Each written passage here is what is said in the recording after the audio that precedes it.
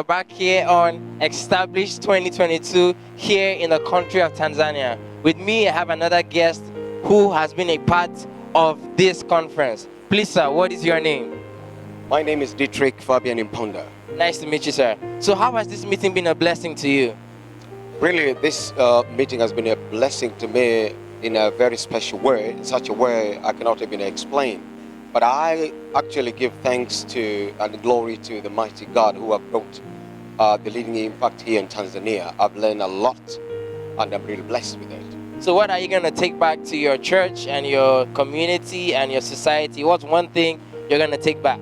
Yeah, actually, one thing, since that we've been given an opportunity or a chance to establish, to start, to partner with LeadImpact as a college, then we are going to start at our church, at our local church, a college, being a part of a LeadImpact college in our home church. Thank you so much for your time.